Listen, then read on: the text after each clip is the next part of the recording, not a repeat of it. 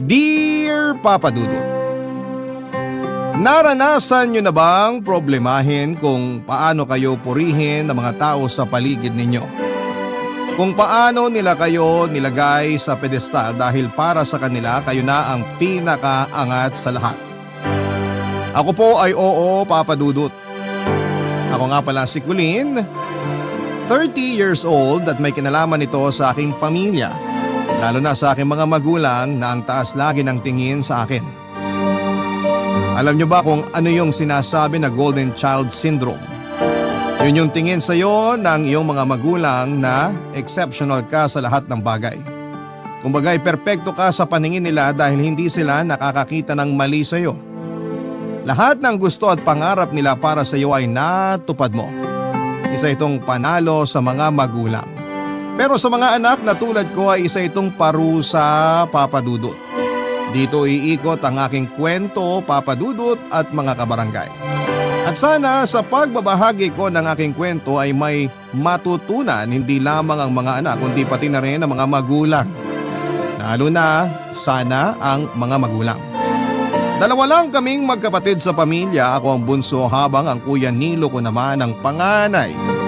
Mas matanda lamang siya ng 1 taon sa akin. Dahil ako nga ang golden child sa pamilya ay nasa panig ko lagi noon ang mga magulang ko. Naubusan ng atensyon ang kuya Nilo ko dahil laging nasa akin ang mga mata ng mga magulang ko. Wala silang ibang nakita sa akin kundi ang magagandang bagay, Papa Dudut. Pagdating naman sa aking kuya Nilo ay kabaliktaran ang lahat. Nakaramdam ako ng awa sa kanya. Pero pinaramdam din sa akin ng mga magulang ko na hindi ko namang kasalanan kung laging kulelat ang kuya ko sa lahat ng bagay. Hindi ko nagawang ipagtanggol ang kuya ko dahil natatakot din akong sumagot sa mga magulang ko. Hindi kasi ako nasanay na kumokontra sa mga sinasabi nila. Malaki ang naging respeto ko sa mga magulang ko pero habang tumatagal, parang gusto ko nang baguhin ang pakikitungo ko sa kanila, Papa Dudut.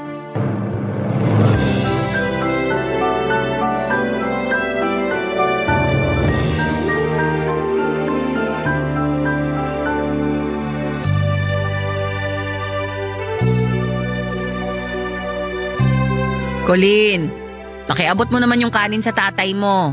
Sige po. Tay, kanin po. Salamat, Colleen.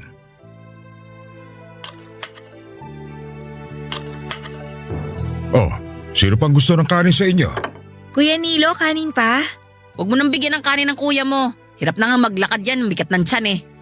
Ay, paabot na lang tubig, Colleen. Pangtunaw ng taba sa tiyan. Hindi tubig ang solusyon sa taba. Ehersisyo at pagtigil sa bisyo. Heto na naman tayo. Ano sabi mo? Ang sabi ko po, Nay, tay. May trabaho na po pala ako. Talaga? Ang bilis mo namang makahanap ng trabaho. Last week ka lang yata nag-resign sa dati mo pinapasukan ah. Magdududa ka pa ba sa kakayanan ng anak mong yan? Alam mo namang magaling si Colleen. Matagal na nga ang 1 linggo sa paghahanap ng trabaho sa kanya eh. Congrats anak. Akala ko magpapahinga ka pa. Magpapahinga muna sana ako. Kaya lang inoffer sa akin ng kabatch ko yung trabaho. Naisip ko sayang naman kung tatanggihan ko. Tsaka sinubukan ko lang naman baka sakaling umubra. Tinanggap po ako. Sayang naman po kung hindi ko itutuloy. Ay, mabuti pa itong si Colleen. Hindi pa petiks-petiks lang sa buhay. hindi katulad ko, no? Narinig kita. Kung bubulong ka, hinaan mo pa. Sino ba nagsabing bumubulong ako? Anay, mas mataas po ang sahod kumpara sa dati kong trabaho. Tsaka mas maganda pa ang mga benefits. Hindi na matanggal ang ngiti ko. Parang nabusog na ako sa binalita mo. Kunin niyo na nga tong kanin sa plato ko. Ayoko na palang kumain. Solved na ako eh. Ang tatay talaga. Masaya ako para sa iyo, Colleen. Hindi naman ako nagulat na ang ganyang klaseng trabaho ang makukuha mo. Ikaw pa ba? Napakagaling mo sa lahat ng bagay. Wala kang kakompetensya sa galing. Si nanay naman, nahawa na rin sa pagiging bolero ni tatay. Ay, ano bang pangbubola? Totoong sinasabi namin ng tatay mo. Mula pagkabata, nakita na namin ang potensyal mo. Kaya nga ikaw ang ipinasok namin sa private school at hindi... Ako.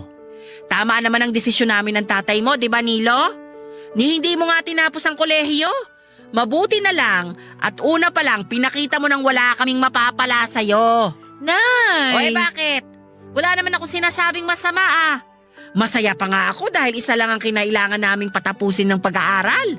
Eh di guminhawa ang mga bulsa namin ng tatay nyo. May natipid pa kami para sa retirement namin. Eh di thank you pala sa akin. Thank you talaga sa kahinaan ng ulo at diskarte mo. Ipagpatuloy mo yan. Mas lalo ko nabusog sa pagtatalo niyo mag-ina. Kahit tubig, ayoko na. Busog na rin ako sa bunganga ni nanay. Lalabas muna ako. Sandali, Kuya Nilo. Huwag mong sabihing busog ka na rin. Parang hindi pa kasi. Mukhang gutom at uhaw ka pa sa mga papuri ni nanay. Kuya, hindi naman… Hayaan mo siyang dumakdakulin. Gutom lang yan sa atensyon. Pagkatapos mong kumain, ipagtitimpla kita ng kape at bibili ako ng ensaymada. Kwentuhan mo kami ng tatay mo sa bago mong trabaho. Hindi ko nagawang ipakita ang sigla ko sa magulang ko habang nagkukwento tungkol sa bagong trabaho ko. Nalungkot ako sa sinapit ng naging usapan naming pamilya. Inasahan kong magiging masaya kami ng araw na yon pero nabaliktad ang mga nangyari. Hindi naman nakahalata ang mga magulang ko at nakinig lamang sila sa akin habang nagkukwento ako tungkol sa trabaho ko. Nakafocus sila sa akin at parabang walang nangyaring tensyon sa pagitan nila at kay Kuya Nilo. Nasanay na nga siguro silang maliitin si Kuya Nilo Papadudut. Doon ako mas lalong nalungkot dahil sarili nilang anak ang pinagkakaitan nila ng pagmamahal at binibigyan ng kagaspangan ng ugali. Kaya hindi ko rin masisi noon si Kuya Nilo kung bakit lumayo ang loob niya sa aming lahat. Kahit ako ay dinamay niya sa alitan nila ng mga magulang namin. Naiintindihan ko naman siya dahil nga sa tuwing kinukumpara ako sa kanya ng mga magulang namin ay lagi siyang nasa ibaba at ako lagi ang nasa itaas. Hindi ko naman kontrolado ang mga utak at bibig ni nanay at tatay kaya wala rin akong magawa sa sitwasyon ng aming pamilya. Hindi ko rin naman kayang manindigan noon para kay Kuya Nilo dahil ayokong kalabanin ang mga magulang ko. Lagi akong may nakatagong takot sa puso ko kapag ang mga magulang ko na ang pinag-uusapan. Hindi ko sila kayang makitang madismaya dahil nakasanayan kong makita silang proud sa mga ginagawa ko. Kaya nga siguro buong buhay ko ay wala akong ibang ginawa kundi ang habulin ang approval nila. Kabaliktaran naman noon si Kuya Nilo. Wala siyang ibang ginawa kundi ang lumayo sa mga gusto ng mga magulang namin para sa kanya. Hindi siya nagpadikta sa kanila kung ano nga ba ang gagawin sa buhay niya. Oo at hindi nakapagtapos si Kuya Nilo ng pag-aaral pero maraming beses ko naman siyang nakikitang masaya. Nababawi nga lang ang sayang yon tuwing pinamumuka ng mga magulang ko na mali siya ng piniling direksyon sa buhay niya, Papadudut.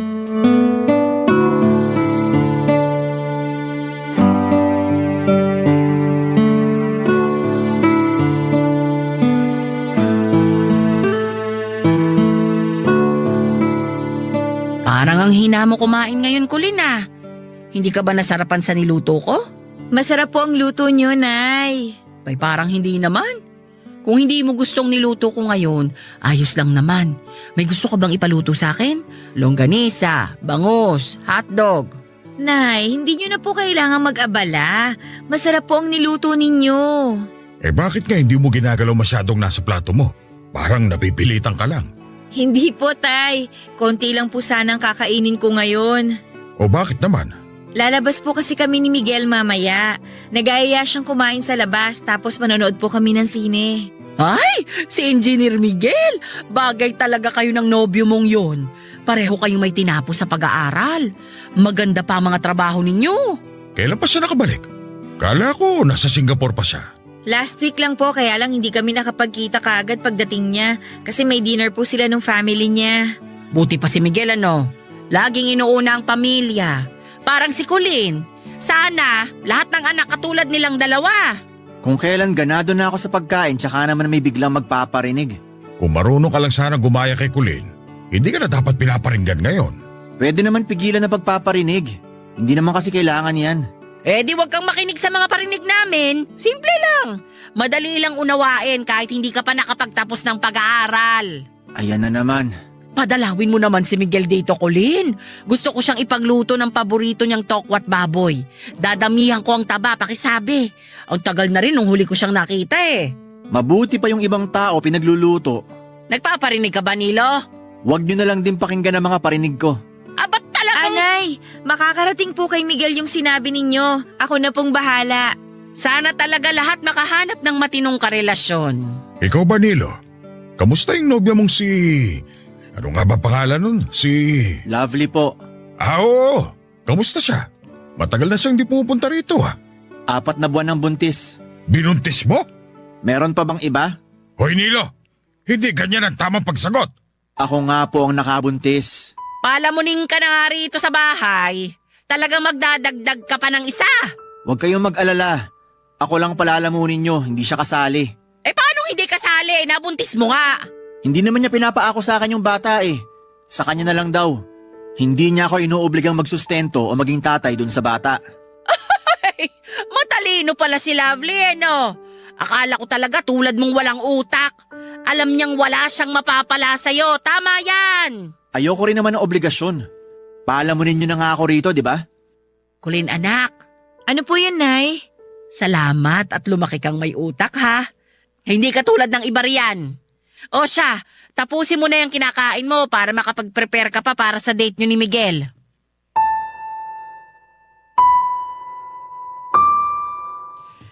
Hindi ako kaagad nakatayo, Papa Dudut. Nanlambot ako sa talim ng tingin ni Kuya Nilo sa akin. Wala naman akong ginawa pero parang sa akin ang sisi dahil sa mga sinabi ng mga magulang namin sa kanya. Sa palagiang pagkukumpara ni nanay at tatay kay Kuya Nilo sa akin ay naramdaman ko lalo ang distansya sa pagitan namin ni Kuya.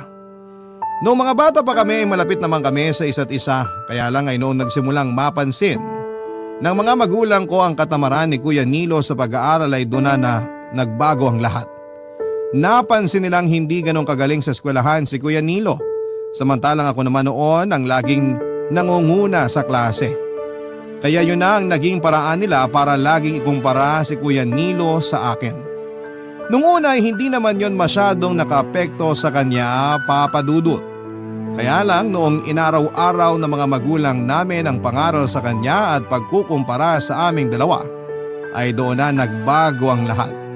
Nawala na ang dating sigla ni Kuya Nilo. Mailap na rin siya sa amin, lalo na kay nanay. Lagi na lang siyang nakakulong sa kwarto para lang maiwasan kami. Mas lalo tuloy nagalit si nanay dahil pakaramdam nila ay gumagawa ng hindi maganda si Kuya. Pero sa totoo lang ay alam ko noon na gusto lamang niyang hindi mahusgahan ang mga magulang namin. Gusto lamang niya noon na makalayo sa mga matatalas na salita ng mga magulang namin. At higit sa lahat ay mailayo sa akin at sa mga achievement ko sa buhay. Naging ganon ang sistema hanggang sa pagtanda niya. Hindi na siya nakabawi sa pag-aaral kaya naman pinili niyang huwag na lamang tumuloy sa kolehiyo. Inasahan ko na yon at inasahan na rin yon ni nanay pero hindi nila pinadali kay Kuya ang naging desisyon nito. Lagi nilang pinapaalala kay Kuya ang pagkakamali niyang talikuran ng pag-aaral at ang kanyang kinabukasan. Papa Dudut, naniniwala kong hindi mahina ang utak ni Kuya. Hindi lang siya sumusunod sa nakagawian ng lahat. Pero alam kong malaki ang kakayahan niya sa ibang bagay. Sana lang talaga ay napagbigyan siya ni nanay na ipakita ang kanyang galing sa ibang mga bagay ng mga panahong yon, Papa Dudut. Barangay Love Stories. Barangay Love Stories. Nagpatuloy ako sa paghakot ko ng mga magagandang bagay sa career, love life at kung saan-saan pa. Nakita yun ng mga magulang ko at tulad ng dati ay puring-puri na naman sila sa akin. Siyempre aaminin kong masarap sa pakiramdam ang mapansin ang galing. Pero may halo ring guilt dahil habang ako ang umaangat, ang Kuya Nilo ko naman ang bumabagsak. Mas lalo tuloy naha-highlight ang mga maling nagawa ni Kuya Nilo. Mas nakita ang galit at pagkadismaya ng mga magulang ko sa kanya. Kaya minsan ay parang ayoko na ring sabihin ang mga magagandang nangyayari sa akin, Papa Dudut, dahil kapalit noon ay ang pangungutya nila kay Kuya Nilo. Kaya lang kahit na hindi naman ako magsabi ng mga na-achieve ko ay talagang matik na kinananay na hanapan ng mali ang kuya ko. Hindi ko na rin alam ang gagawin ko sa mga magulang ko at hindi ko na alam kung paano sila hihikayatin para makita ang mga magagandang bagay kay Kuya Nilo. Masyado nang madilim ang paningin nila pagdating kay Kuya. Bagsak na ang tiwala nilang makakabangon at magbabago pa siya. Katulad na lamang nung isang beses na nagkaroon ng aberya sa isang kapitbahay naming pastor. Dahil yon sa nagawa ni Kuya Nilo. Napabarangay si Kuya at nalaman yon ng mga magulang namin. At tulad nga ng inaasahan na isang damakmak na sermon ang inabot ni Kuya mula kina nanay. Hindi ko pa noon alam ang buong nangyari basta may nagpunta lamang na mga taga-barangay sa aming bahay para ipasundo si nanay. Nasa barangay hall daw si Kuya at may atraso siya sa isa sa mga kapitbahay namin. Nagmadaling gumayak ang mga magulang ko at naiwan naman ako sa bahay at hinintay na lamang silang makauwi. Medyo natagalan bago sila nakauwi ng bahay. Napahaba ang diskusyon at malamang ay walang nagpatalo sa magkabilang panig. Nung nakauwi sila ay naunang pumasok ng bahay si Kuya Nilo. Papasok na sana siya sa kanyang kwarto nang hilahin siya ni nanay para kausapin at pagalitan. Nakasunod lang si tatay at ramdam ko rin sa kanya ang galit kahit na hindi siya nagsasalita noon, Papa Dudut.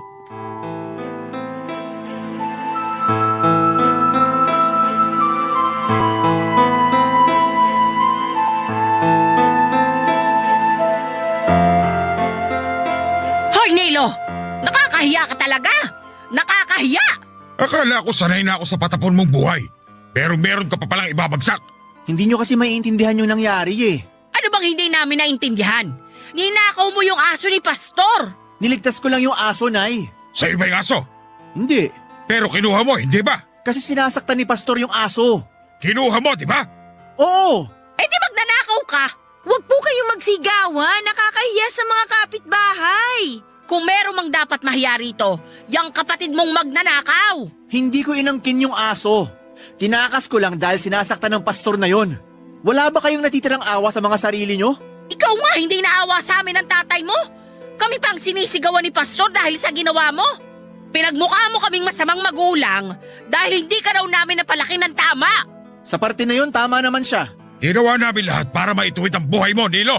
Wala kang utang na loob! Ay, tay! Mabuti na lang meron pa kaming kulin na pangbawi sa mga sama ng loob namin sa'yo, Nilo! Ah, tama. Si Colleen, the golden child. Eh di siya na ang perfect. Nagawa mo pa talaga insultuhin ang kapatid mo sa ganyang kalagayan mo? Kayo ang nagtutulak sa akin para lumayo ang loob ko kay Colleen. Ikaw lang ang nagtutulak sa sarili mo para lumayo ang loob namin sa'yo. Wala kang dapat sisihin kundi ang sarili mo. O sige na, ako na lagi ang mali. Okay na ba tayo? Pwede na ba akong pumasok sa kwarto ko? Wala ka talagang pinagkatandaan, Nilo. Kung hindi dahil sa amin, nakakulong ka na ngayon. Eh di salamat nga. Okay na.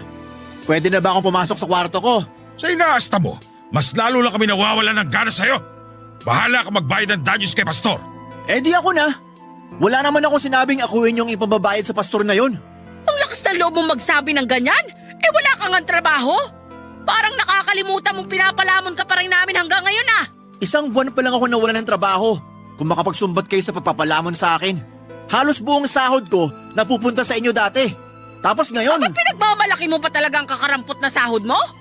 Kung nakapagtapos ka lang sana ng pag-aaral, hindi kami magtitiis sa katiting na sahod mo. Bukas na bukas din. Lapitan mo si Pastor at kayo na mag-usap para sa pagbabayad mo ng danyo sa kanya.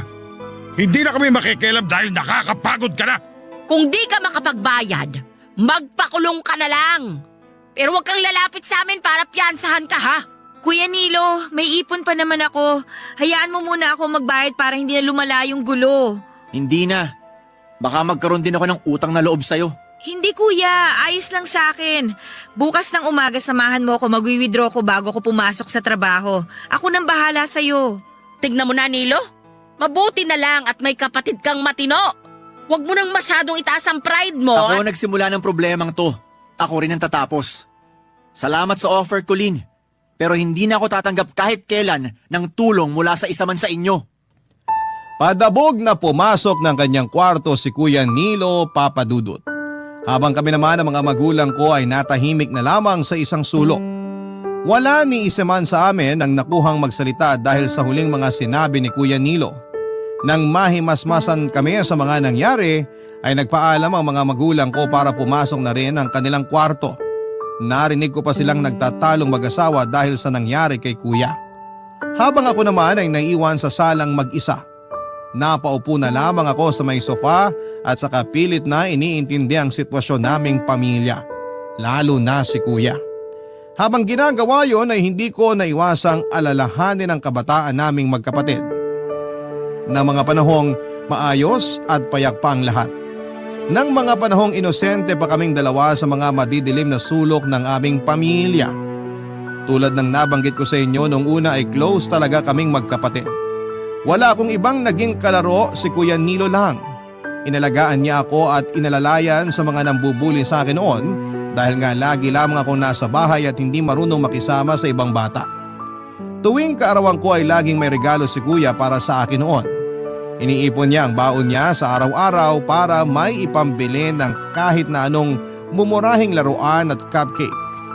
Napakasaya dati ng pagsasama namin. Ramdam ko noon ang pagmamahal ng kapatid ko pero nang natuto na ang mga magulang kong ikumpara kaming magkapatid ay doon na talaga nagbago ang lahat. Nakaramdam ako ng kurot habang inaalala ang mga masasakit na salita ng mga magulang ko kay Kuya sa tuwing binabalitan niyang bagsak siya sa klase. Natiis pa ni Kuya ang mga maanghang na salita ng mga magulang namin noong simula pero habang tumatagal ay doon na nagtanim ng puot si Kuya sa kanilang dalawa. Nadamay na rin ako lalo na noong masyado ng malalim ang pagkukumpara sa aming magkapatid. Hanggang isang araw ay wala na siyang biniling laruan o cupcake para sa akin. Hanggang isang araw, kahit ang simpleng pagbati ng happy birthday sa akin ay hindi na rin niya nagagawa. Hanggang isang araw, tumaas na ang pader na tinayo niya sa pagitan naming dalawa. Hanggang isang araw ay hindi ko na siya kilala, Papa Dudut.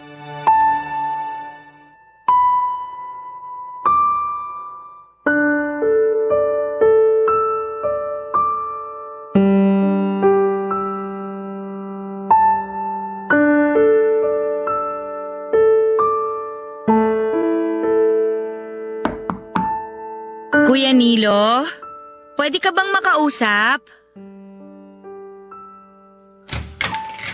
Ano na naman ba? Pwede ba akong pumasok sa kwarto mo? May sarili ka namang kwarto, di ba? Gusto lang sana kitang makausap. Pwede bang bukas na lang yan? May ginagawa pa ako eh. Please, kuya. Sige, pasok. Salamat, kuya. Wala akong upuan dito sa kwarto.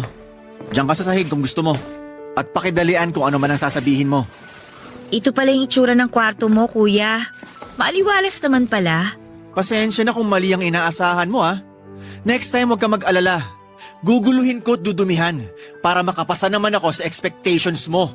Kuya, hindi ganun ang ibig kong sabihin. Ano bang kailangan mo? Gusto ko pa rin sanang ituloy yung ipapahiram ko sa yung pambayad para sa danyos. Hindi pa ba klaro yung sinabi ko sa'yo? Na di ako tatanggap ng tulong sa inyo? Lalo na sa'yo. Huwag mo na lang isiping tulong yun. Bayaran mo na lang kapag may pambayad ka na. Wala akong pambayad. Hindi naman ako nagmamadaling maningil. Huwag mo nang ipilit sa akin yung pera mo. Kahit mamuti pang mata mo, di ko yan tatanggapin. Magkaubusan na ng laway dito. Puro hindi lang ang isasagot ko sa'yo. Gusto lang naman kitang tulungan, kuya. Hindi mo kailangang gawin yan. Ay, ako pa nga tong may utang sa'yo eh. Nung bata pa tayo, di ba nabasag ko yung mamahaling vase ng nanay ng kaklase ko. Tapos ikaw yung paunti-unting nagbayad nun. Hindi ko na maalala yan. Wala na akong balak alalahanin yan. Grade 4 ako nun, di ba? Tapos ikaw kagad yung sinabihan ko kasi natatakot akong malaman ni nanay. Kaya ikaw yung una kong nilapitan. Hindi ka nagdalawang isip na tulungan ako. Kalahati ng baon mo napupunta sa ipon para mabayaran yung nabasag kong vase. Tapos tuwing hapon pagkatapos ng klase, pumupunta ka ron sa bahay ng kaklase ko para maglinis. Ilang buwan mong ginawa yun para mabayaran lang yung nabasag ko. Hindi ka na nga nakakapag-aral ng maayos kasi pagod ka na lagi eh. Sinabi ko sa'yo na ayoko nang alalahanin yan, di ba? Bigla ko lang din namang naalala ngayon. Dahil pala sa akin kaya bumabagsak ka sa klase. Hindi dahil sa'yo, dahil sa akin. Ako ang pumili na huwag mag-aral ng maayos. Kuya, Kung iniisip mo na may utang na loob ka sa akin dahil sa nangyari dati, di ko kailangang maningil. Huwag ka mag-alala. Ginawa ko lang kung ano yung sa tingin kong tama dati. kaya nga salamat doon kuya. Habang buhay kong ipagpapasalamat yun sa'yo. Dahil sa'yo hindi nalaman ni nanay ang nagawa kong mali. Niligtas mo ako. Paano kaya kung malaman ni nanay yung nagawa mong mali at di ka tanggap-tanggap?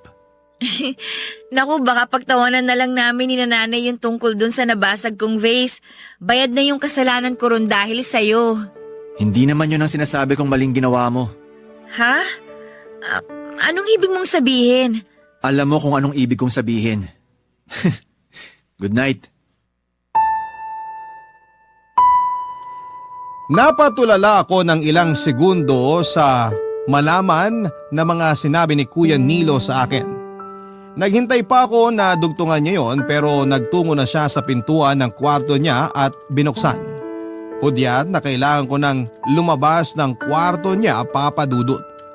Wala naman akong nagawa kundi ang maglakad palabas ng kwarto. Pagkalabas ko ay nilingon ko pa siya pero agad niyang sinarado ang pintuan.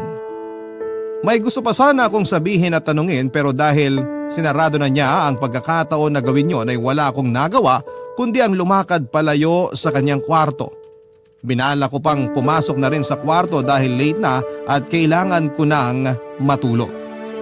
Pero hindi ko maintindihan ang sarili ko kung bakit mas pinili kong lumabas ng bahay at doon nagpa siyang mag-isip. Pinag-isipan ko ang huling sinabi ni Kuya Nilo. Aaminin kong naapektuhan ako sa mga sinabi niya kahit na wala namang diretsang sagot sa kung ano nga ba ang tinutukoy niya. Natagalan bago ako pumasok sa loob ng bahay dahil hindi ko magawang pakalmahin ang sarili ko. Siguro'y halos isang oras din akong nagbabad sa labas ng bahay bago ako nagpasyang pumasok. Hindi rin ako dumiretso kaagad sa kwarto at nagtungo muna ako sa kusina. Wala naman akong kailangang inumin o kainin pero sa kusina ako nakahanap ng katahimikan na sa tingin ko ay kailangan ko ng mga oras na yon. Hindi pa rin ako mapakali, Papa Dudut. Mula sa kusina ay tinignan ko ang kwarto ni Kuya Nilo. Nagtatalo ang isipan ko kung kakatok ba akong muli para ituloy namin ang naging usapan namin. O mas magandang ako na lamang ang maghanap ng sagot sa pabitin na sinabi ni Kuya sa akin. Hindi ako nakapagdesisyon ng maayos. Iba na ang kamang nararamdaman ko noon dahil alam kong may ibang ipapahiwatig sa akin si Kuya. Nanakit lamang ang ulo ko sa kakaisip at nahirapan akong makahinga. Pinilit ko ang sarili kong pumasok na ng kwarto ko para magpahinga na. Pero kahit nasa loob na ako ng kwarto at nakahiga na, sa aking kama ay nakamulat pa rin ang aking mga mata. Nakatingin ako sa kisame habang tinatansya ang aking kaba. Doon ko naisip na alam kong may alam si Kuya sa nangyayari sa akin, Papa Dudut. Barangay Love Stories. Barangay Love Stories. Sa pagdaan ng mga araw, ako naman ang umiwas kay Kuya Nilo. Mula noong huling pag-uusap namin ay natakot na akong lapitan siya. May hinala na ako sa kung ano yung makahulugan niyang sinabi sa akin nung huli kaming mag-usap. Kaya lang ay ayokong kumpirmahin yon sa kanya at natatakot ako sa pwede niyang sabihin sa akin. Oras na magkatotoo ang kutob ko sa mga nalalaman niya. Kaya naman ang solusyon ko noon ay ang pag-iwas sa kanya.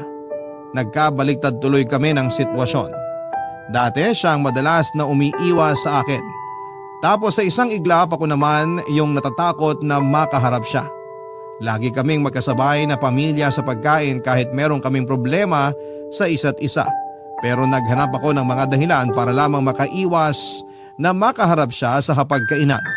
Natakot ako na makita siya sa sulok ng mga mata ko kahit na ilang segundo lamang.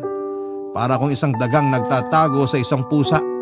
Ganon eksakto ang pakiramdam ko at hindi ko alam kung hanggang kailan magtatagal yon. Hindi naman sumubok si Kuya Nilo na lapitan akong muli at hinayaan niya akong magtago. Hinayaan niyang maramdaman ko ang kaba at kinatakot ko na rin na baka may masabi siya sa aming mga magulang at doon ako sobrang nabahala. Kaya lang ay nabawi rin ang lahat lalo't alam kong kahit na anong mangyari ay hindi nila kakampihan si Kuya Nilo. Malaki ang tiwala kong hindi papanigan ng mga magulang ko si Kuya pagdating sa akin. Kahit papaano ay nakabawi naman ako sa nararamdaman kong takot. Kaya lang ay ayoko pa rin maging kampante noon dahil alam kong anytime ay pwede pa rin magsalita si Kuya. Kailangan ko lang noon na paghandaan ang araw na yon. O mas magandang gawin ay paghandaan ang gagawin ko oras na piliin niyang magsalita tungkol sa nalalaman niya sa akin. Habang hindi pa nangyayari ang araw na yon ay kailangan ko munang magpanggap na ayos lamang ako. Lalo na sa mga magulang kong bantay sarado ang bawat galaw ko. Kailangan kong simulang ipakita sa kanila noon na wala akong itinatago. Kailangan sa akin sila maniwala at hindi sa kuya ko, Papa Dudut.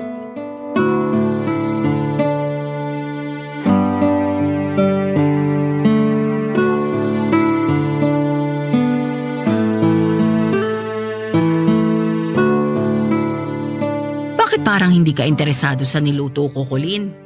Hindi naman po, Nay. May iniisip lang po ako sa trabaho. Ito talagang anak ko. Kahit nasa bahay na, trabaho pa rin ang nasa isip. Napakasipag talaga. Kung sana ganyan din ang panganay mo, wala sana tayong problema ngayon. Teka, asan nga ba si Nilo? Na-traffic daw. Hindi na raw makakasabay sa pagkain. Hayaan mo na yun.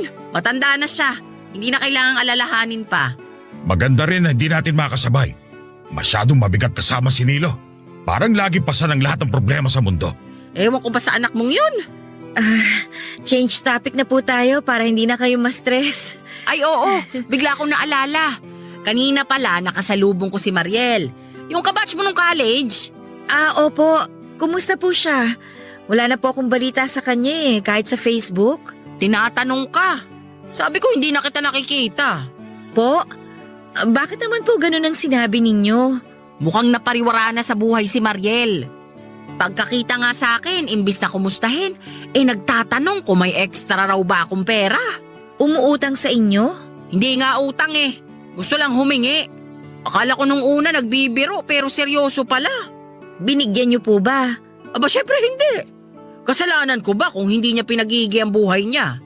Kaya nga nung tinatanong ka niya, sinabi ko agad na wala akong balita sa'yo.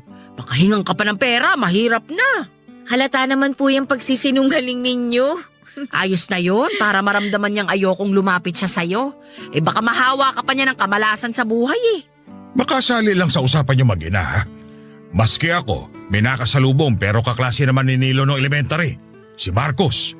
Teka, parang naaalala ko yan. Siya ba yung laging absent sa klase at laging pinapatawag sa principal's office? Oo, siya rin yung nagnakaw ng wallet ng teacher nila ni Nilo. O anong balita sa kanya? Hindi ko na nakikita ang batang yun Di ba taga kabilang barangay lang yun dati? Naisip ko nga baka nakulong na yun nung tumanda Diyan ka nagkakamali. Kababalik lang galing Thailand. O anong ginawa sa Thailand? Doon ba naghasik ng lagim? May mga negosyo pala siya ng tela ron. Nakakatuwa. Umuwi lang talaga ng Pilipinas dahil sa kasal ng kapatid niya. Aba mapera na pala siya. Sino bang mag-aakalang magiging maganda ang buhay ng batang yun? Dati halos sukuan na ng mga magulang niya. Ganon din naman ang naisip ko. Kaya nga nahiya na rin ako magkwento tungkol kay Nilo nung nagtanong siya. Kunwari na lang nagmamadali na akong umuwi. Sana hindi nakahalatang umiiwas ako. Tama lang yung ginawa mo. Ganyan din ang gagawin ko kapag may nangumusta kay Nilo. Makaiwas lang talaga sa kahihiyan. Ay! Si Nilo na ngayon ang kulelat sa batch nila. Nakakalungkot lang talaga.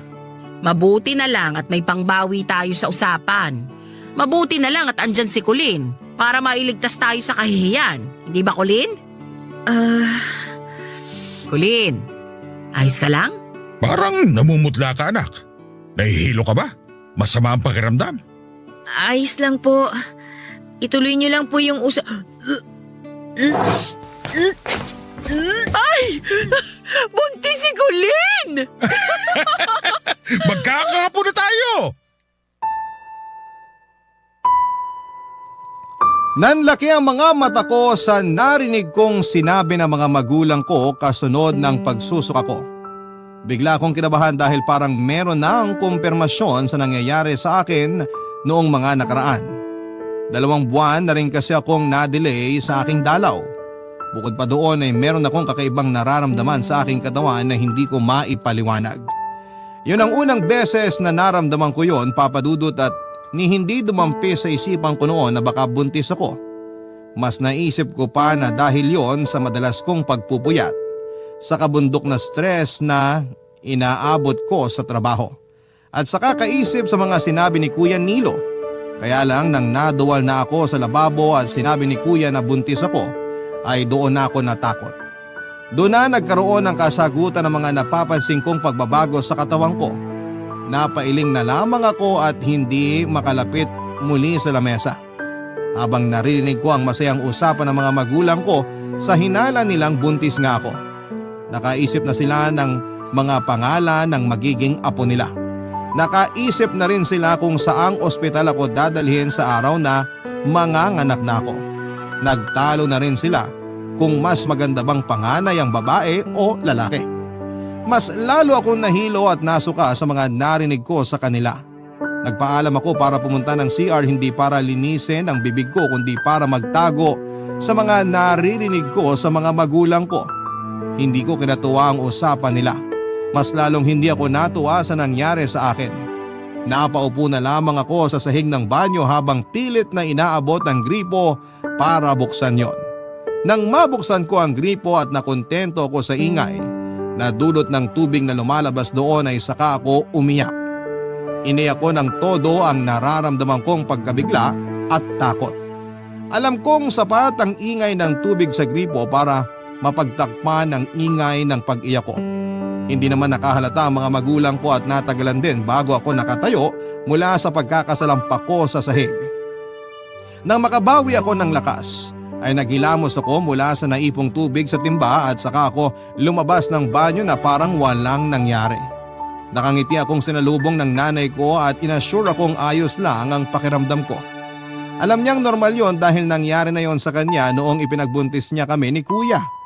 Pinilit kong ngumiti at pinilit kong gumawa ng dahilan para makaiwas sa sayang nararamdaman nila. Nagpaalam ako na kung pwedeng umidlip muna. Pinayagan naman nila ako at hinayaan nang makapasok sa kwarto ko. Nakatulog naman ako kaagad dahil sa pagod ko sa pag-iyak. Pagkagising ko ay gabi na at nadatnan ko na lamang si Kuya Nilo sa mesa at kinakain ang natira naming pagkain ni Nanay Papa Dudut.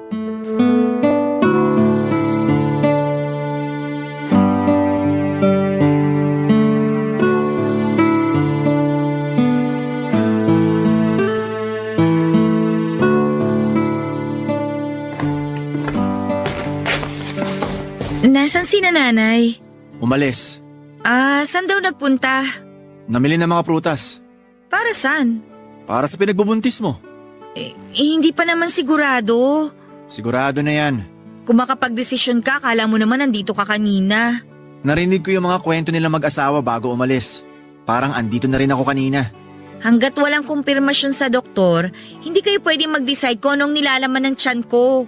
Sabi mo eh. Pakialamero. Wala naman akong ginawa sa'yo ah. Anong wala? Ikaw nga yata ang dahilan kung bakit sumama ang pakiramdam ko eh. Dahil sa stress ko sa'yo, kaya na-delay ang dalaw ko. Kaya panay ang suka ko. Bakit? Ako ba nakabuntis sa'yo? Bakit di mo isisi sa boss mong nakabuntis sa'yo? Paanong? O baka naman yung assistant ng boss mo. Sino ba sa kanilang dalawa? Saan mo nakuha yung mga balitang yan? Huwag mo nang tanungin. Di rin ako aamin. So kanino nga? Kay boss o kay assistant? Huwag kang gumawa ng kwento, kuya, ha? Kung gumagawa ako ng kwento, bakit ganyan ang kaba sa mukha mo? Wala kang karapatan na... Hindi mo ba alam na mali ang... Kaya sana... Ay, huwag kang umiyak dyan. Hindi yan makakatulong sa pinagbubuntis mo. Hindi nga ako buntis! Okay, sabi mo eh. Pero paano kung buntis nga ako? Paano na to? Paano na to? E di ituloy mo kung gusto mo.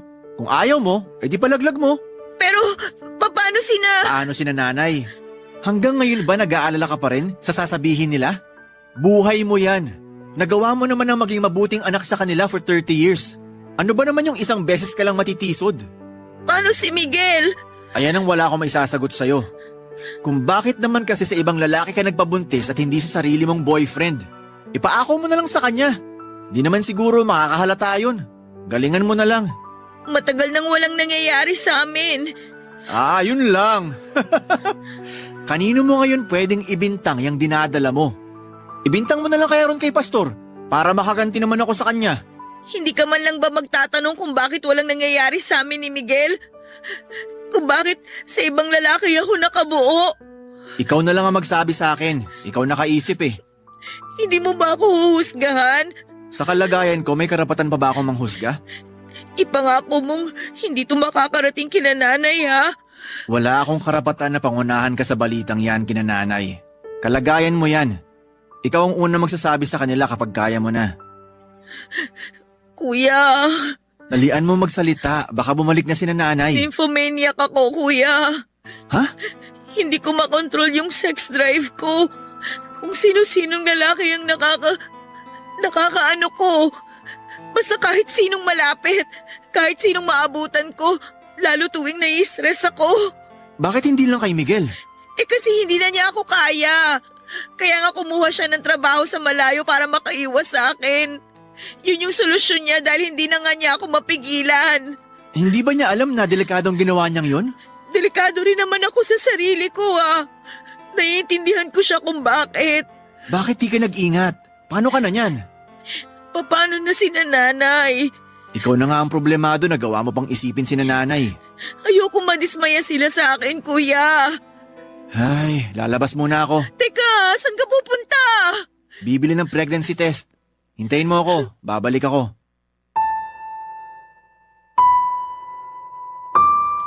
Nakabalik naman kaagad si kuya bago dumating ang mga magulang namin. Doon ko nakumpirma na buntis nga ako. Napaiyak na lamang ako dahil sa takot at hindi ko napaghandaan ang sitwasyon ko. Lalong hindi ko alam kung kanino ipapaako ang ipinagbubuntis ko. Alam kong kapag nalaman na ng lahat ang ipinagbubuntis ko ay isa nang masisira lahat ng pinaghirapan ko. Una ay ang tiwala ng mga magulang ko. Pangalawa ay si Miguel, pangatlo ang trabaho ko. Posibleng tanggalin ako ng boss ko kapag nalaman niyang buntis ako. Malaki din ang tsansang siya ang nakabuntis sa akin dahil ilang beses na may nangyari sa amin. Ang mahirap pa roon ay pamilyado siya at madalas din ang asawa niya sa opisina namin.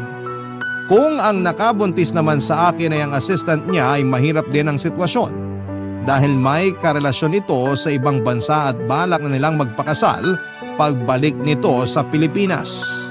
Bukod sa kanilang dalawa ay marami pa akong nakasiping na ibang lalaki.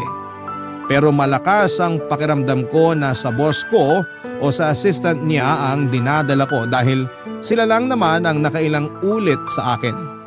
Parang gumuho noon ang mundo ko habang iniisip ang mga posibleng mangyari oras na malaman na ng lahat ang ipinagbubuntis ko. Habang paguho ang mundo ko ay inalalaya naman ako ni Kuya Nilo. Pinaramdam niya sa akin na hindi ako nag-iisa sa mga nangyayari sa buhay ko. Hindi niya ako pinangakuan na matutulungan niya ako sa problema ko pero pinangako niyang makakasama niya ako sa mga oras na kailangan ko nang harapin ang kalagayan ko. Doon ako kahit papaano nakahingin ng tulong at naramdaman na may mga taong nagmamalasakit sa akin. Mga taong hindi ako hinuhusgahan. Para ako nagbalik sa pagkabata kung saan ay kaming dalawa lagi ang magkakampi. Nakakalungkot lang na kung kailan ako nagkaroon ng malaking problema ay saka pa kami naibalik sa maayos na sitwasyong dalawa. Papadudot, hindi ko pa nasasabi sa mga magulang ko ang lahat ng mga nangyari pero alam na nilang buntis ako. Pinakiusap ko rin sa kanila na huwag munang mababanggit ang pagbubuntis ko at kalagayan ko sa kahit na sino. Hindi pa ako nakaisip kung ano ang next move ko. Kami lamang ni Kuya Nilo ang nakakaalam sa nangyari at maski siya ay hindi rin alam ang gagawin. Kaya nga ako lumapit sa inyong programa para mabigyang linaw ang kalagayan ko. Hindi ko na kaya ang sitwasyon. Hiling ko na sa tulong ng mga masusugid mong tagapakinig sa Barangay Love Stories at ng Barangay LS 97.1 ay mabigyan ng solusyon ang kinakaharap kong problema. Sa ngayon pa lamang po ay buong puso na akong nagpapasalamat sa inyo, hindi lang sa pagbibigay ng solusyon sa problema ko kundi sa pakikinig na rin sa aking kwento. Muli maraming salamat po, ang inyong forever kapuso at kabarangay. Sa isang relasyon ay hindi sapat na isa lang ang nagmamahal ng buo. Ngunit para sa iba ay hindi madaling sabihin ang salitang tama na. Lalo na kung ang mga puso nila ay patuloy pa ring nagpapasaya ng taong dito ay sumira. Ikaw kabarangay, kaya mo pa bang mahalin ng husto ang taong nanakit sa'yo? Dear Papa Dudut, magandang araw po sa inyo at sa mga nakikinig ngayon dito sa Barangay Love Stories. Mula nang makauwi ako rito sa Pilipinas ay naging isa na rin po akong avid listener ng mga kwento sa programa ninyong Barangay Love Stories sa Barangay LS. Madalas din po akong nakikinig sa online Papa Dudut. Ako po si Randy, 34 years old, dating nurse sa Bahrain. May mga nakapagsabi na po sa akin na medyo kahawig kong araw po si Gabby Concepcion. Kinulang lang sa height at nasobrahan ng 10 pounds. Papa Dudut, may nakilala po akong babae noon na itago na lang natin siya sa pangalang Jaya. Nereto lang kami ng common friends namin sa isa't isa. Gusto na raw kasi ni Jaya ng serious man. Samantalang ako naman ay 1 year ng single noon mula sa 2-year relationship ko. Nung unang date namin ni Jaya ay nagbiro pa siya na seryosong tao raw ang pinahanap niya sa kaibigan niya pero hindi niya raw alam kung bakit exact opposite ang ipinakilala sa kanya. Mahilig kasi akong magpatawa, Papa Dudut. Pero sa kabila noon ay tama naman ang mga kaibigan namin na seryoso talaga ako. Hindi ako nanliligaw ng babae nang hindi ako sigurado. Kapag nagmahal kasi ako ay ibinibigay ko lahat kaya napakahirap din sa akin ang makapag-move on. Wala rin akong history ng cheating o anumang panloloko sa mga nakarelasyon ko. Nang tumagal kami ng 4 years at medyo napag-usapan na ang para sa future namin, naisipan ko nang mag-abroad para mabilis na makapag-ipon. Matagal na panahon pa kasi ang guguguling ko sa pag-iipon kung dito ako magtatrabaho sa Pilipinas. Kahit na alam naming mahirap ang LDR ay kampante na rin naman ako kay Jaya at kampante rin ako sa sarili ko na hindi ako magpapatukso. Isa pa ay malinaw ang naging usapan naming dalawa. 5 taon lamang akong mag-iipon doon at pagkatapos ay magpapakasal na kami. At sa buong 5 taon na nasa ibang bansa ako ay proud akong sabihin na naging loyal ako kay Jaya. Yon ay kahit na may tuksong lumalapit sa akin tulad na lamang ni Bea na katrabaho ko sa Bahrain, Papa Dudut.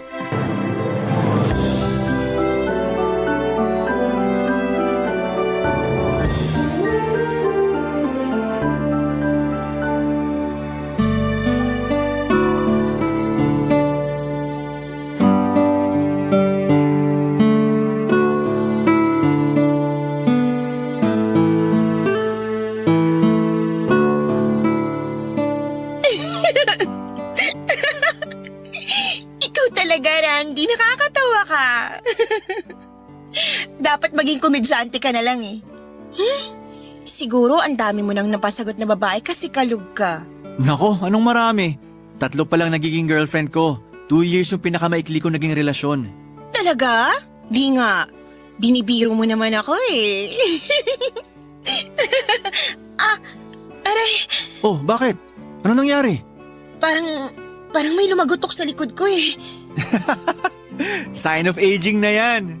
Excuse me? 30 lang kaya ako, Kuya Randy? Makakuya naman to. Umuwi ka na kasi para magpahinga. Tayo na lang naiwan dito. Ang lakas mo kasing uminom eh. May pinagdadaanan lang kaya naparami ang inom. Teka, favor naman oh. Pwedeng pahilot naman itong likod ko. Ang sakit talaga eh. Sige. Teka, tatalikod ako para mahilot mo ako ng mabuti ha. Sigurado ka bang okay lang na nahawa ko tong likod mo? Oo naman. Hihingi ba ako ng pabor kung di okay sa akin? Sige na, simulan mo na. Oo, okay. Dito ba? Yan. Grabe, ang sarap. Nakakaginhawa sa pakiramdam. Baba mo pa ng konti. Ginawa mo pa akong masahista. O hindi naman. Diyan. Kanan mo ng konti. Ay, ang sarap. Okay na yan. Salamat Anong salamat? Akin na 1,000 mo. Hindi, seryoso ako. Nagpapasalamat ako, hindi lang dahil sa pagmasahe mo. Thank you kasi ang hirap ng LDR eh. Ikaw na lang nagpapasaya sa akin dito. Anong ibig mong sabihin? Papasa na ba akong komedyante? Hindi yun, ano ka ba? Ano kasi, yung presensya mo, malaking bagay yun sa akin. Kasi kung wala ka, baka nalunod na lang ako sa kalungkutan. Nandito lang naman ako bilang kaibigan mo. Kaya kitang damayan kung kinakailangan. Hindi yun ang ibig kong sabihin. Randy, pwede ba akong lumapit pa sa inupuan mo? Tabihan kita. Ha? Bakit? Lalapit na nga lang ako. Ayoko kasi na magkatapat tayo. Gusto ko magkatabi. May gusto lang kasi akong gawin eh. Sana pumayag ka. Anong gagawin mo? Sabihin mo muna. Gusto kitang halikan ngayon. Ano? Bea, may girlfriend ako. Alam mo naman yun, di ba? At ikaw, may boyfriend ka rin. Huwag mo naman akong tanggihan. Alam ko namang gusto mo rin ako eh. Kita naman sa mga kinikilos mo. Huwag mo lang lukuhin ang sarili mo. Alam mo, sige, aaminin ko. Maganda ka, malambing, hindi ka mahirap magustuhan. Pero hindi ikaw yung tipo na mamahalin ko talaga. Ayokong saktan si Jaya. Ilang taon na rin kaming dalawa. Please, kahit isang halik lang. Sige na, Randy. Hindi talaga pwede. Lasing ka lang, Bea.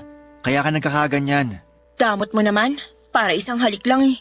Gusto ko lang naman maranasan kung paano ba maging girlfriend mo. Kahit na isang gabi lang. Lasing ka na nga talaga. Alam mo, kahit ano pang sabihin mo, hindi ko lolokohin ang girlfriend ko. Nangako ako na magiging tapat sa kanya. Kaya please naman, Bea, umayos ka. Sigurado ako, may lalaki rin yung girlfriend mo sa Pilipinas. Hindi! Huwag mong itulad sa relasyon niyo ng boyfriend mo yung relasyon namin ni Jaya. Ang mabuti pa, tumayo ka na dyan. Umuwi ka na. Ayoko! Kung ayaw mo pang umuwi, mauuna akong umalis. Bahala ka dyan.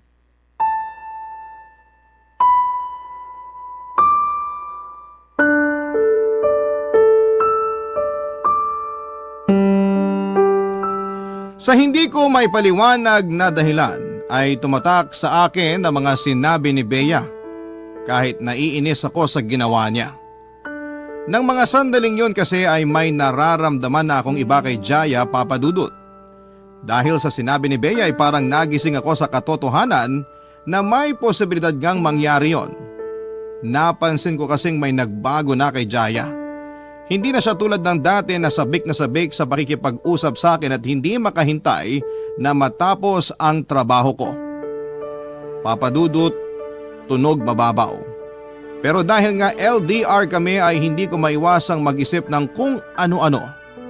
Nakita ko na may pagbabago rin sa mga pinost ni Jaya sa online. Bigla kasi siyang nagka-interes sa rock music. Kahit na ang mga paborito naman niya noon ay yung mga ballad at love songs. Nagpakulay din siya ng buhok at noong tinanong ko siya kung bakit siya nagpakulay, ang tanging sagot niya lamang ay uso raw ang ganong kulay ng panahon na yon sa Pilipinas. Ako naman po itong isang uto-uto na agad na naniwala sa mga sinasabi niya. Hanggang sa magkamali siya ng send ng message sa akin. Nabanggit niya sa message na yon ang pangalang Ralph na ini-invite niyang mag-hangout pagkatapos ng gig. Kahit na hindi ko noon nakikita, alam kong nataranta siya nang mamali siya ng pag-send sa akin. Agad ko naman siyang tinawagan para tanungin kung sino yung Ralph na tinutukoy niya sa pag-chat-chat Papa Dudut.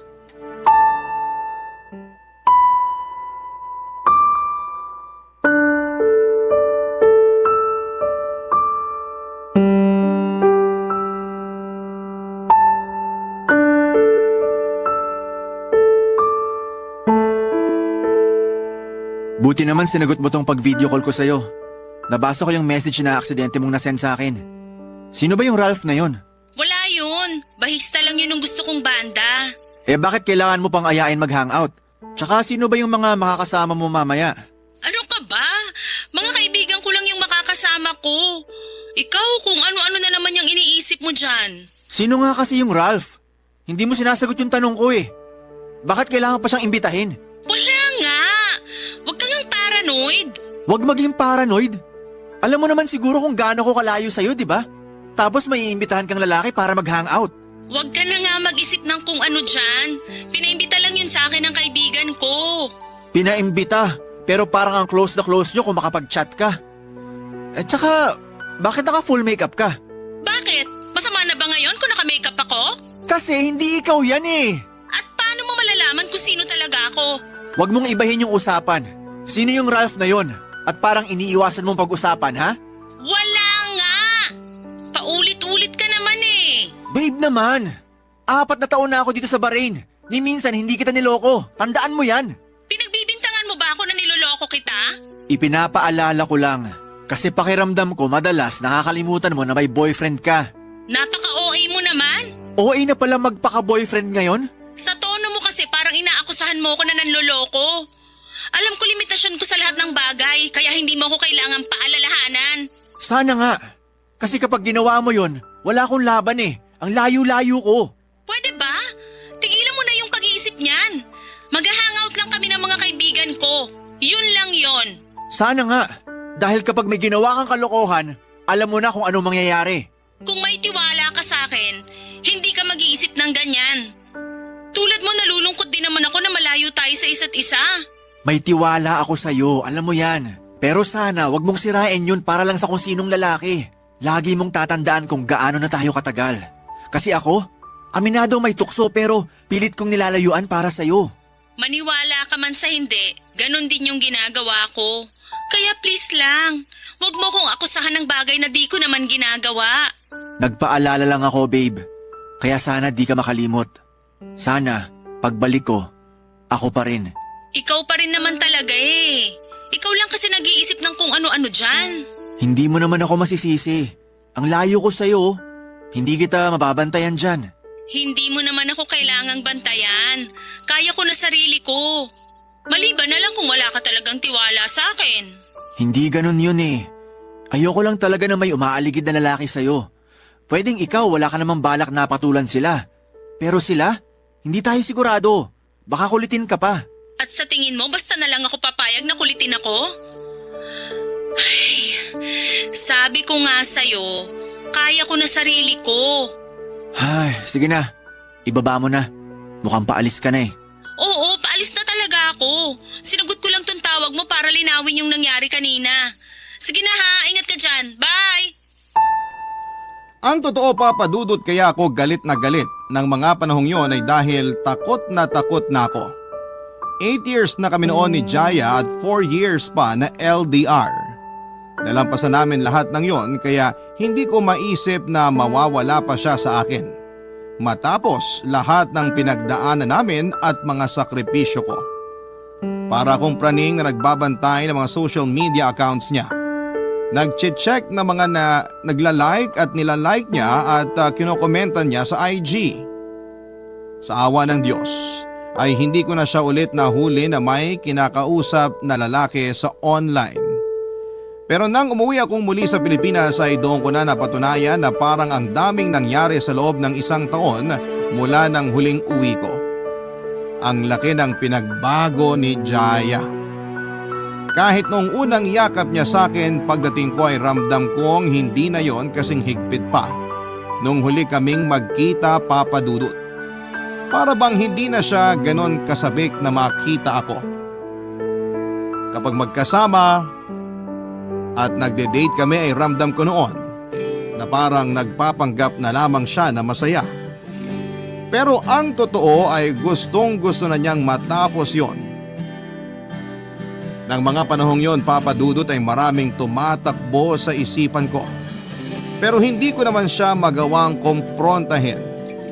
Nang dahil lang sa mga napapansin kong mga pagbabago sa kanya ng mga panahong yon, Papa Dudut. Barangay Love Stories. Barangay Love Stories.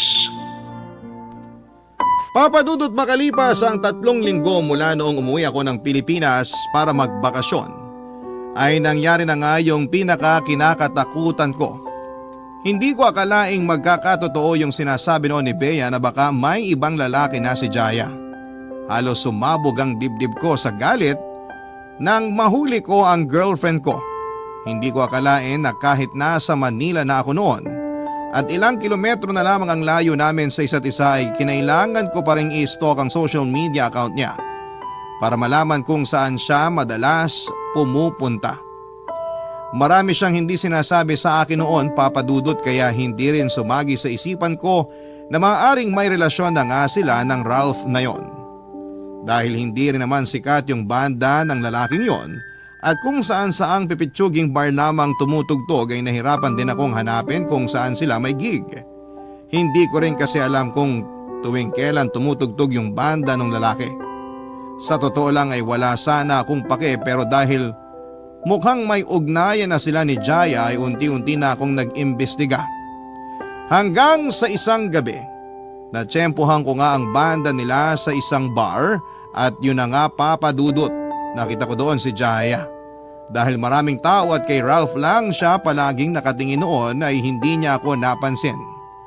Kitang-kita ko kung gaano kalagkit ang tingin ni Jaya habang tumutugtog ang lalaking yon sa entablado.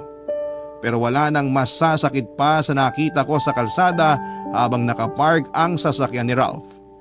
Sinundan ko sila roon para hulihin sa akto pagkatapos ng gig. At doon ko na sila naabutan na naghahalikan sa loob ng kotse ng lalaking yon. Nakabukas pa noon ang bintana kaya kitang-kita ko sila mula sa labas. Parang pinunit ng paulit-ulit ang puso ko habang pinapanood kung gaano sila kasabik sa isa't isa. Kinompronta ko yung lalaki at pilit na pinabababa ng kotse niya, Papa Dudut.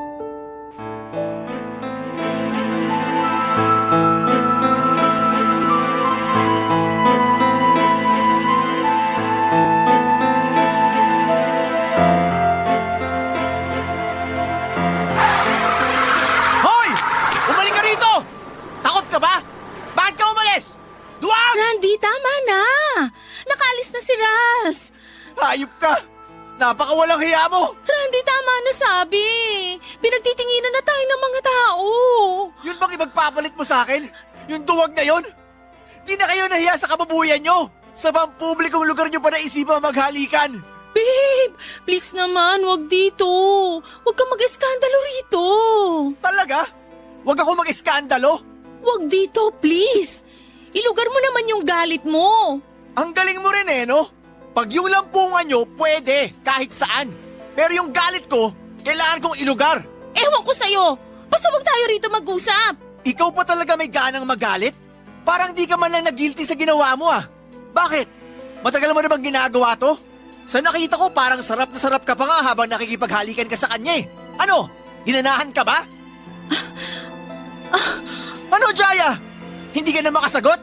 Nahihiya ka? Mabuti naman, tinablang ka pa ng kahihiyan. Pero huli na nahuli ko na kayo.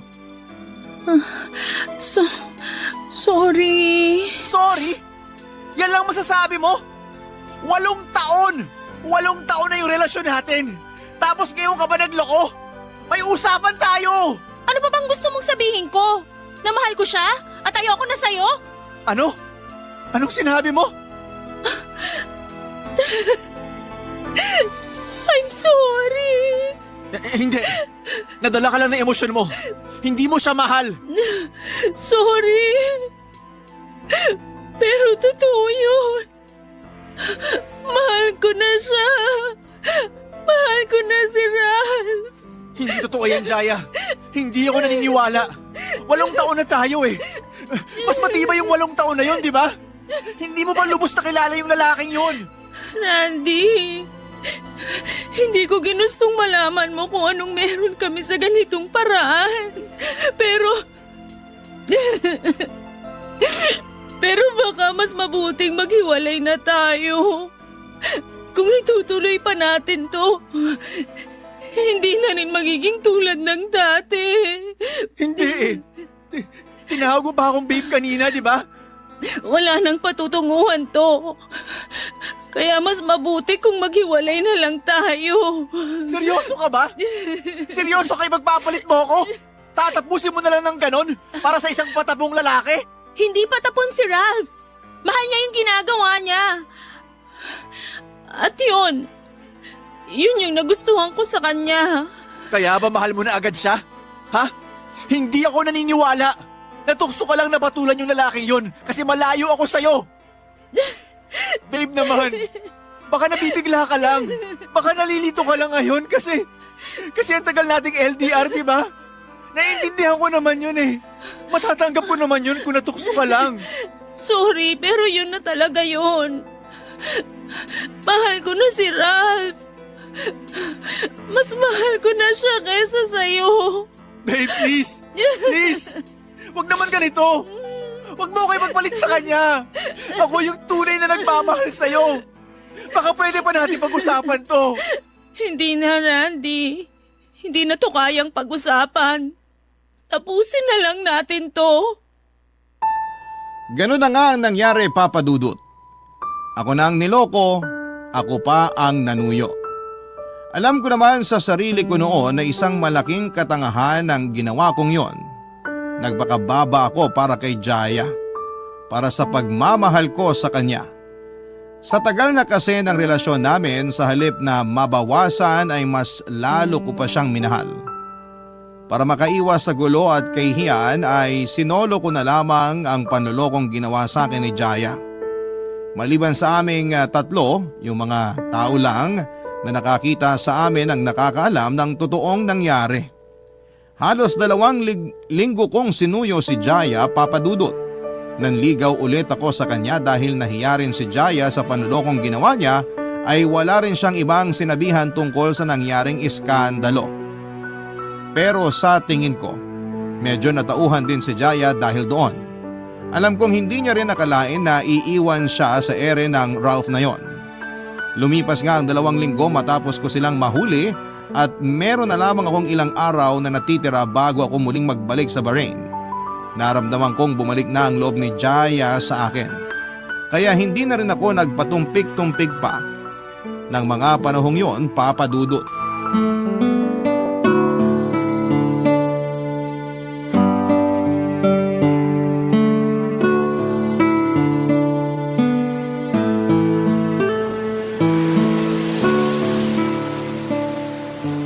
Bakit dinala mo ako dito sa tabing dagat? Di mo man lang sinabi na dito pala punta natin. Nilalamig tuloy ako. Magiging espesyal kasi tong gabi na to para sa ating dalawa. At yung dagat sa harap natin, ang magiging saksi nun. Ha? Ano bang meron? Di pa naman natin anniversary ah. Di rin naman natin monthsary. Hindi nga, pero may mas espesyal pa ron. Sus, pabitin ka pa dyan. May sorpresa ka sa akin no. Sabihin mo na dali. Excited na ako. Meron nga, pero pikit ka muna. Ikaw ah, may paganyan-ganyan ka pa. Pero sige, pipikit na ako. O ayan na, wala na akong nakikita. Kahit i-check mo pa. Okay, eto na. Pag sinabi kong dilat, tsaka ka palang didilat ha? Sige. Okay na. 1, 2, 3.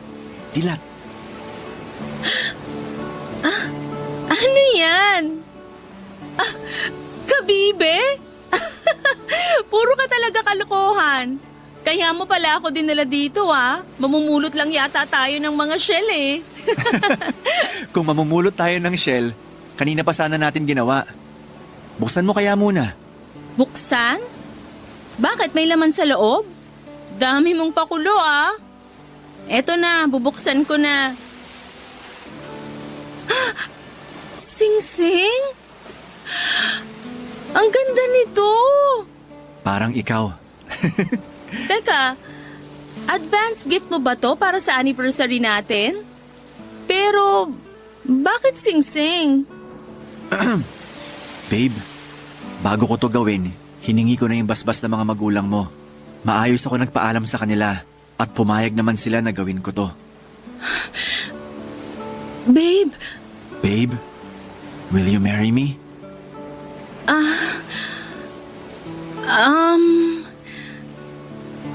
Sandali.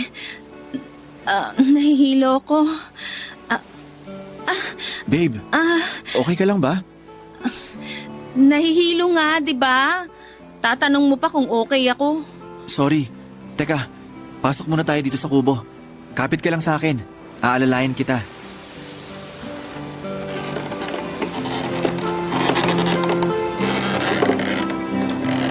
Ayan, upo ka muna. Ilang gabi ka na naman sigurong puyat kaya ganyan. Sabi ko naman sa'yo, matulog ka na lagi ng maaga eh. Sino bang pumupuyat sa akin? Hindi naman yun yung tinutukoy kong pagpupuyat. Ang ibig kong sabihin, yung pagbababad mo sa gadget. Inaabot ka ng madaling araw sa kaka-Facebook mo. Ano ka ba? Dati ko nang ginagawa yun. Oo na, sige na. Balik na tayo dun sa proposal ko sa'yo. Masyado ba kitang nagulat? Hindi naman. Akala ko kasi... Akala mo ano? Ano kasi... Di ba pag nagpo-propose, nakaluhod? Sinadya ko nga na di lumuhod para di mo mahalata na magpo-propose ako. Ulitin ko pa ba? Hindi na. Sige, magpakasal na tayo. Talaga? Payag ka na? Oo nga, payag na ako. Salamat, babe. Ay, akala ko talaga tatanggihan mo ako. Kaya salamat. Mahal na mahal kita. Mahal na mahal din naman kita. O sige na, suot mo na tong singsing sa akin para naman maging romantic kahit papano. Bakit parang di ka masaya? Di mo ba nagustuhan yung pakulo ko para sa proposal ko sa'yo? Well, alam ko namang medyo corny yung ginawa ko pero yun lang kasi naisip kong paraan para di mo agad mahulaan yung bala ko ngayong gabi. Masaya naman ako. Nagulat lang talaga. Tsaka, hindi kasi ganito yung inaasahan ko na magiging proposal mo. Gusto mo ba yung may banda? Tapos nasa isang mamahaling restaurant? Ay, pasensya ka na. Kaya ko naman yun pero sa tingin ko kasi mas magiging romantic kapag payapang dagat yung saksi sa pagpayag mo na ikasal na tayo. Hayaan mo na nga. Mas importante naman yung kasal natin. Siyempre naman. Tsaka hindi rin ako papayag na basta-basta lang yung kasal natin. Kasi pinaghandaan ko na yun. Paano ba yan? Pwede na bang i-advance yung honeymoon natin? Papadudot batid ko na nabigla ko si Jaya nang mag-propose ako sa kanya ng gabing yon. Pero pinangunahan ako ng takot. Ayokong mapunta pa siya sa iba. Selfish man kung iisipin pero sa tingin ko ay yun yung tanging paraan ko para matali na siya sa akin at hindi na niya maisip pang makipagrelasyon sa ibang lalaki. Pero saka ko lang naisip na paano kaya kung napilitan lang si Jaya na tanggapin ang alokong kasal. Doon ko lang napagtanto na hindi ko man lang pala siya tinanong kung handa na ba siyang magpakasal sa akin. Kaya naman sa unang beses mula nang maging kami ay nakinig ako sa utak ko ng mga sandaling yon. Kahit nasa Bahrain na ako ay kinausap ko ng matino si Jaya sa video call. Ako na lang yung nagsabi na huwag na naming ituloy ang kasal. At kung gusto niya akong hiwalayan ay okay lang din. Pero sana bago siya magdesisyon, Papa Dudut, ay bigyan niya rin muna ang sarili niya ng pagkakataon para mahalin ako ulit. Pero noong nagdesisyon siya na makipag-pull off sa akin ay tila nagunaw ang mundo ko ng mga panahong yon, Papa Dudut. Barangay Love Stories. Barangay Love Stories. 8 buwan nang nakakalipas pero hindi pa ako lubusang nakaka-move on kay Jaya. Sa panahon mula nang mag-cool off kami, palagay ko ay wala na rin siyang balak pang bumalik sa akin. At sa hindi inaasahang pagkakataon ay muli akong kinontak ni Jaya. Sinabi niyang malinaw na raw sa kanyang lahat na ako ang mahal niya at ako ang gusto niyang makasama sa panghabang buhay. Sa pagkakataong yon ay siya naman ang nanligaw sa akin at syempre hindi ko na rin pinatagal. Pumayag naman ako na magkabalikan kami. Dahil doon ay nagpasya na akong mag-resign sa trabaho ko sa Bahrain at bumalik na ako ng Pilipinas. Halos araw-araw naming pinaparamdam na mahal namin ang isa't isa mula nang magkaayos kami. Pakiramdam ko nga ay bumalik kami sa panahon noong bago pa lamang ang relasyon namin ni Jaya. Yung tipong sabik pa kami sa isa't isa at halos gabi-gabi kaming magkasama. Sa puntong yon, nasabi ko sa sarili ko na okay na. Napagdaanan na namin ang pinakamadilim na bahagi ng aming relasyon at napagtagumpayan namin yon. Matapos naming magkabalikan ni Jaya at agad din naming pinagplanuhan ang aming kasal. Sa katunayan, nagpumilit pa nga si Jaya na magpakasal kami ng mas maaga dahil sa mga susunod na buwan ay baka lumaki na siya ng husto at hindi na magkasya ang gown sa kanya. 2 months pregnant na raw kasi siya ng panahon na yon. Hindi ako handa sa balitang yon, Papa Dudut, pero tuwang-tuwa ako dahil magiging tatay na ako noon. At dahil excited nga ako ay nagpuminit ako na sumama sa kanya sa OB niya. Nung una ay ayaw niya akong pasamahin hanggang sa kalaunan ay pumayag na rin siya na ihatid ako. Pero kahit minsan ay hindi niya ako pinasama sa loob ng kwarto habang nagpapakonsulta. Medyo nagtaka nga ako noon. Pero hindi ko na yon masyadong pinagtuunan pa ng pansin, Papa Dudut.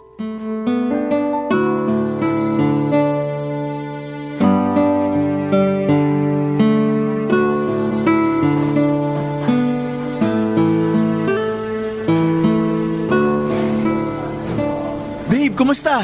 Kumusta raw anak natin? Okay naman daw. Malusog. Ano pala yung dala mong envelope? Yan ba yung resulta Mamaya mo na lang tingnan. Sige. Ang laki na ng tiyan mo. Aabot pa raw ba sa kasal? Baka mamaya lumabas si baby sa mismong kasal pa natin, ha? Ang totoo. Sabi ni Doc, pwede na raw ako manganak anytime kasi 7 months na to. Ay, teka, magsi-CR lang ako ha. Samahan na kita. Ay, hindi, wag na. Kaya ko pa. Sige, hintayin na lang kita dito. Sakto na iwan niya tong envelope. Check ko na lang muna habang naghihintay.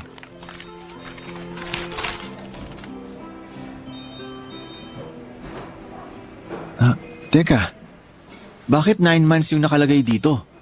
Akala ko ba magsi-CR ka?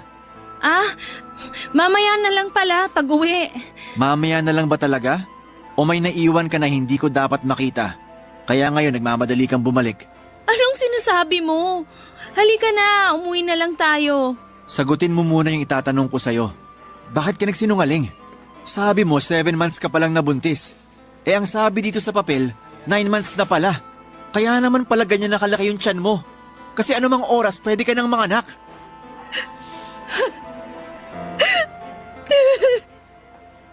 I'm sorry, Randy.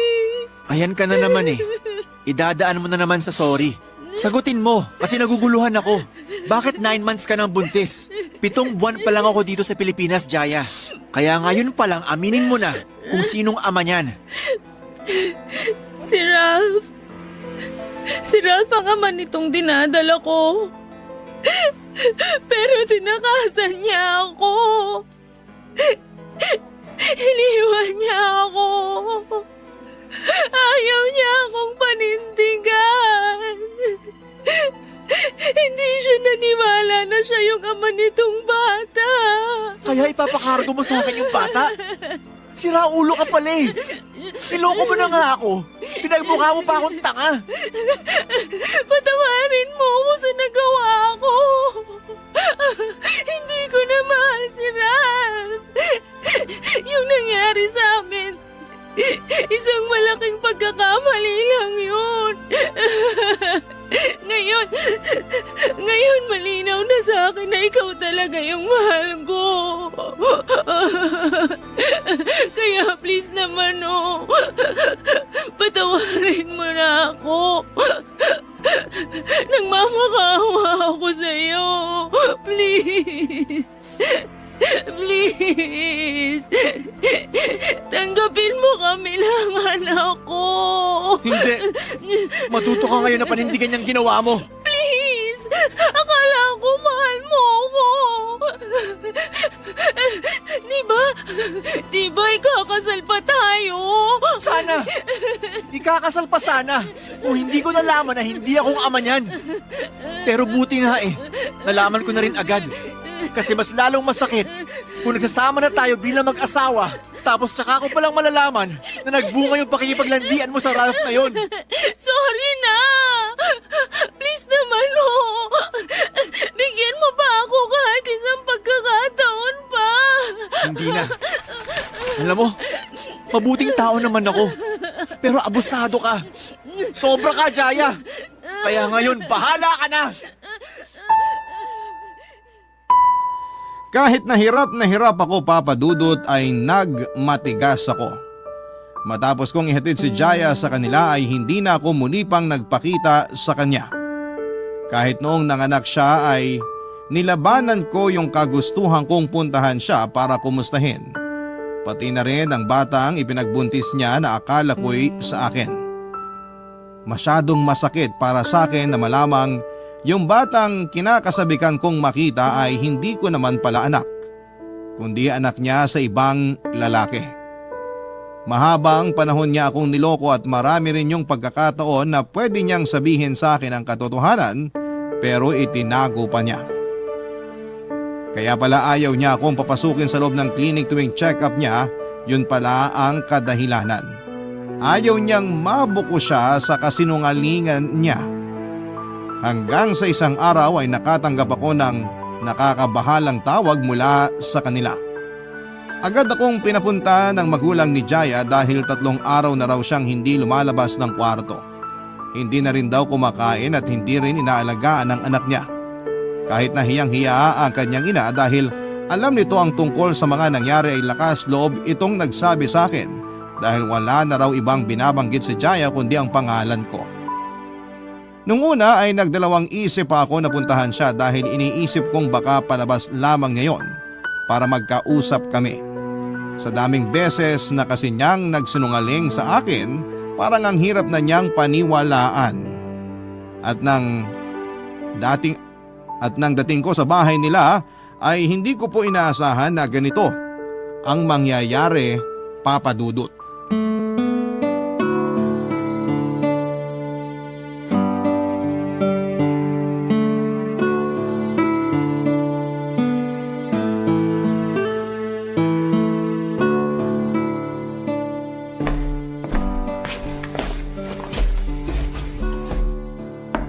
Jaya? Jaya, ako to, si Randy. Buksan mo tong pinto. Randy? Ikaw nga! Dumating ka! Sandali. Bakit suot mo yung wedding gown? Kasi di ba magpapakasal na tayo? Ang ganda, no? Saktong-sakto sa akin. Ano nangyari sa'yo? Bakit? Hindi mo nagustuhan tong gown ko? Ayaw mo na magpakasal, no? Sabihin mo, ayaw mo na sa akin? Ano bang pinagsasabi mo? Nakadroga ka ba? Hindi na matutuloy yung kasal natin. Alam mo naman yung dahilan kung bakit, hindi ba?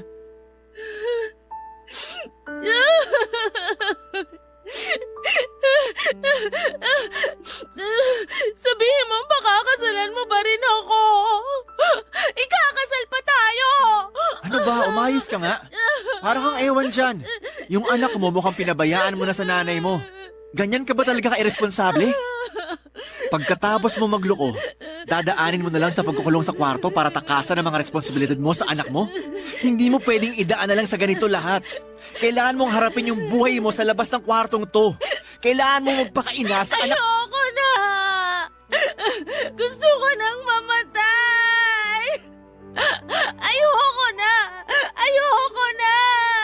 Jaya, tigilan mo nga yan. Hindi nakakatuwa yung sinasabi mo. Ayoko na! Hindi ko na kaya to! Hindi ko na kaya! Okay, naiintindihan ko na yung pinagdadaanan mo ngayon. Pero sana huwag ka mag-isip ng ganun. May anak ka na. Kawawa naman siya kapag nawala ka. Kailangan ka niya. Sinong kawawa? Ako! Ako yung kawawa! Iniwan mo ako! Ang sama mo! Ang sama-sama mo! Nandito na ako. Hindi na kita iiwan.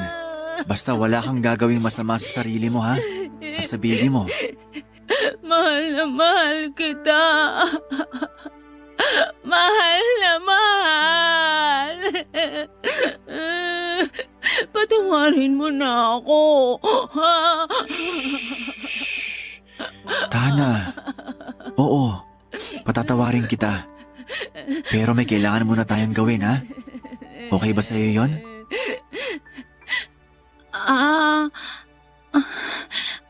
Ano yun? May pupuntahan tayo. Pero kailangan mo munang maligo tsaka magbihis. Tutulungan ka ng nanay mo. Ayos ba yun sa'yo?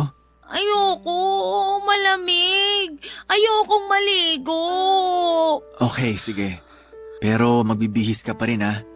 Nanay mo na bahala sa'yo. Tapos aalis na tayo. Bakit aalis? Si baby. Paano si baby? Dito lang ako. Huwag tayo umalis. Huwag mo nang alalahanin si baby. Ako na rin bahala sa kanya. Okay si baby. Kaya dapat, okay ka rin. Hindi ka na ba galit sa akin? Hindi na. Sorry, Sorry, Jaya. Hindi ko naisip na pwede palang mangyari sa'yo to. Alam ko na walang may gusto na mangyari to. Pero gusto ko lang malaman mo na hindi pa dito natatapos ang lahat sa buhay mo. Marami pang mangyayari. Marami ka pang pwedeng gawin. Huwag ka mag-alala. Tutulungan kita. Pero sana, tulungan mo rin ang sarili mo. Matapos makumpirma na nagkaproblema nga sa pag-iisip si Jaya ay minabuti naming ipagamot siya kaagad. Hanggang ngayon ay nananatili pa rin siya sa ospital, Papa Dudut, dahil hindi na naman ganong kalaki ang kinikita ng mga magulang ni Jaya ay tumutulong na rin po ako sa ibang mga gastusin nila sa pagpapagamot dito. Hindi ko rin pinabayaan ang anak ni Jaya kahit na hindi ko naman ito kadugo. Sinagot ko na ang panggatas at pedya nito para hindi na magkaproblema pa ang mga magulang ni Jaya na hindi na rin alam kung saan kukuha ng pera. Sa ganong paraan, parang tumayo na rin po akong asawa ni Jaya at ama naman para sa anak niya. Alam kong maraming hindi sasang-ayon sa ginawa kong yon. Pero may bahagi pa rin kasi sa akin na gusto ko pa rin patawarin si Jaya, Papa Dudut. Lalo na't ganon ang sinapit niya. Alam kong magiging mahirap ang buhay ni Jaya bilang isang single mother. Kaya may bahagi sa akin na gusto kong maging katuwang niya at masiguro na magiging maayos siya at ang anak niya. Mahal ko pa rin talaga siguro si Jaya, Papa Dudut. Sana may fast forward ng panahong yon para hindi ko na maranasan yung mga ganitong pagsubok at dumiretso na kaagad sa isang payapang hinaharap. At kung naroon man si Jaya sa parting yon ng buhay ko ay panahon lang ang tanging makapagsasabi. Maraming salamat po sa inyo, Papa Dudut. Hanggang dito na lamang po ang aking kwento. Maraming salamat sa pagbabahagi ninyo dito sa nangungunang programa ninyo. Taus-pusong pasasalamat din po sa Barangay Love Stories sa pagbibigay ng pagkakataon sa mga tulad naming nakikinig lang pero gustong magbahagi ng kwento.